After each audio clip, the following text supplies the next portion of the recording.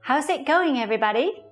Welcome to Chapter 1, Section 4 of the online video course, Chinese Traditional Culture and Spiritual Healing.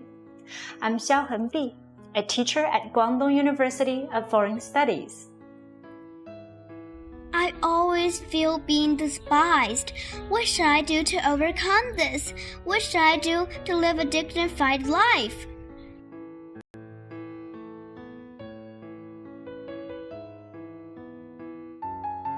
People now are being divided into upper, middle, and lower classes by utilitarian criteria. As a result, people all look up to the strong for the social prestige, and they are afraid of becoming the weak for fear of humiliation. Whether weak or not, the way Zhuangzi sees it, however, is different from personal and worldly standards. In his philosophy of Tao, everything is equal. When we look at things in the light of Tao, they are neither noble nor mean. 利与西施道通为一. It says, the ugly man and Xi Shi, one of the four famous beauties in ancient Chinese history, in the light of Tao, are all reduced to the same category. They are neither strong nor weak, because each has its own value. Here is a dialogue from Zhuangzi. Master Dongguo asked Zhuangzi, "This thing called Tao, where does it exist?" Zhuangzi said, "Everywhere." "You must be more specific," said Master Dongguo. "It is in the earth."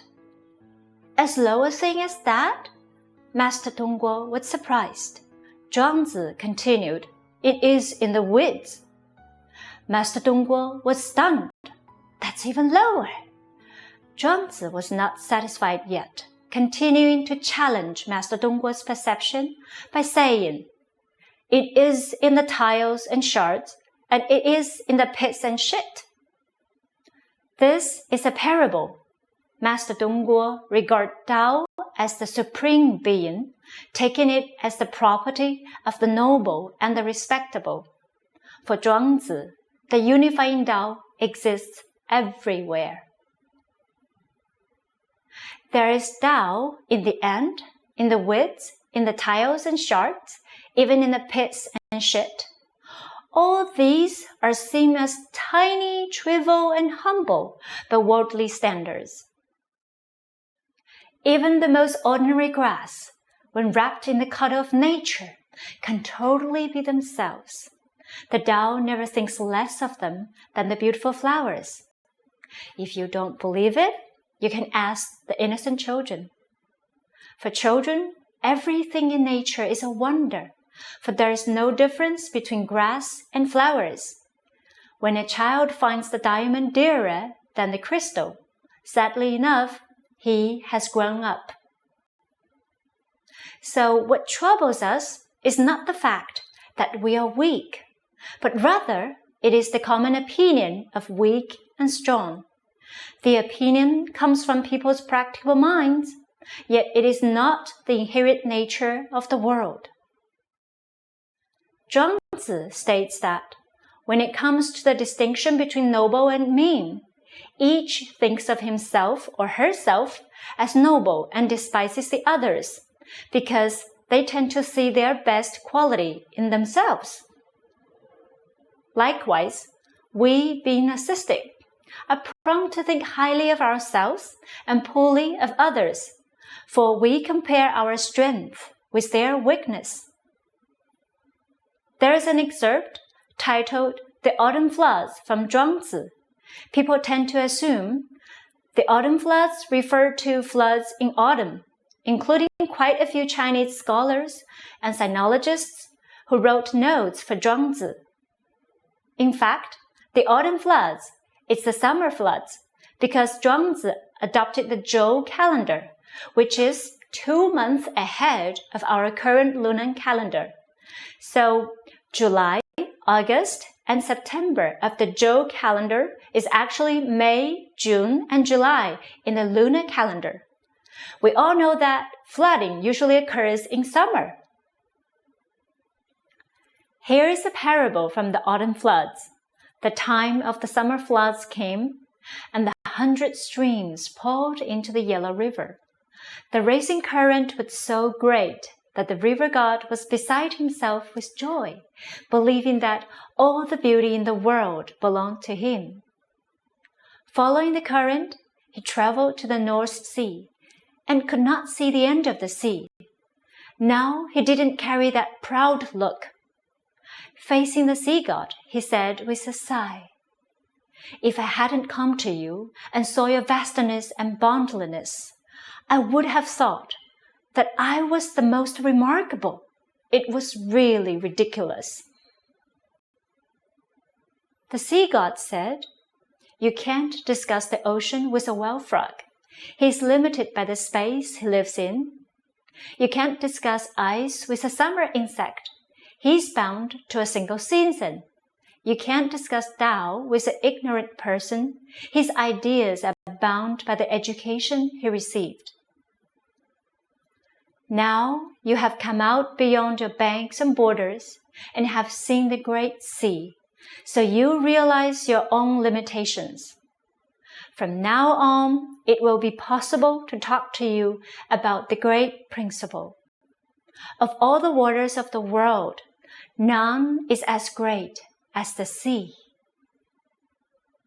But I have never for this reason prided myself on it. I sit here in the universe, like a little stone or a little tree sits on a huge mountain, or a grain of rice in a big barn. I am so small. What right do we have to pride ourselves and belittle others?"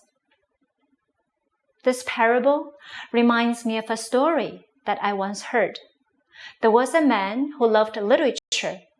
One day he plucked up the courage to show his writing to an author on the cusp of recognition, to ask for his advice. The author thought it was so bad that he told the man to give up. Did it ever occur to this author that his work would be seen as bad writing if compared to that of Lu Xun's?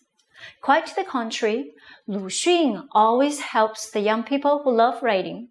Very few will disagree if we call Lu Xun a master of Chinese literature, right? There were people trying to talk him into competing for the Nobel Prize, but he modestly turned it down and said, "I don't deserve it, and I need to work harder at it." In this case, this rising author is probably the river god and Lu Xun, the sea god. This reminds me of another story. Ji Xiaolan, a grand secretary in the Qing dynasty, once traveled to Mount Wutai. Upon entering the temple, he was sized up by the abbot, Fang Zhang, who thought he was an ordinary visitor. The abbot said with a tone of dismissal, "Sit." He then added, "Tea." Later on, being informed that the visitor came from the capital, he hurried to lead Ji into the interior chamber. Hat in hand, he said, "Please sit, serve tea." After a long conversation, he found out that the visitor was actually the director of the Board of Right, Ji Xiaolan.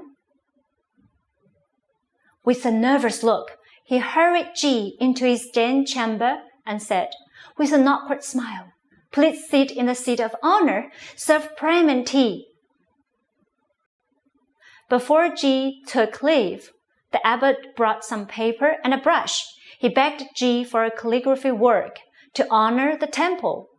Soon, Ji completed a couplet with a single stroke. The couplet read as follows: "Sit, please sit in the seat of honor. Tea, serve prime tea." Seeing this, the abbot felt embarrassed instantly. The abbot is the snob. He looks down upon ordinary visitors and looks up to the distinguished. When he looks down, he puts on airs and despises others. When he looks up, he fears and panics and despises himself. The only thing he didn't learn is to stand on equal footing with others, which means neither being servile nor arrogant. That way, he not only shows respect to others, but also has self-respect. This story tells us that everyone should uphold serenity and equality. Don't despise those who are weaker, for we don't want to be despised by the stronger. No one can say for sure he is the strongest of all. Judged by the common opinions of strong and weak, everyone is bound to be belittled and denied. This is exactly why even the strong feel frustrated. There are quite a lot of people confined by the common opinions of strong and weak, making the distinctions of the high, middle, and low. They look up to the higher and look down upon the lower. We are probably unaware of the fact that when we look down upon someone, we are looked down upon by others. If we want to put an end to discrimination, we cannot do it by striving to turn ourselves into the high class, because the high class also suffer from discrimination from the higher. There is no way to ensure that one stays superior. To truly free us from discrimination, we need to reach a consensus that everyone is equal. There is the one who is richer, more powerful, and better educated, but there is no one that is more noble than the other. If the distinction between the strong and the weak lies in their differences in wealth, power, and education, it shouldn't upset us. What is really upsetting is that the distinction is essentially about dignity. Feeling equal is like feeling at home on earth. When we truly believe in equality, we will treat ourselves, others, and the whole world equally. When everyone is equally respected as human beings, we won't be so afraid of falling down. For we believe that we are always on the same vast earth. We've now reached the last section of chapter 1. Before we finish this chapter, I have 2 questions for you to think about. 1. What do you think is the moral of the parable, the river god and the sea god? Explain it to us. 2. How do you understand when we look at things in the light of Tao, they are neither noble nor mean? Take care!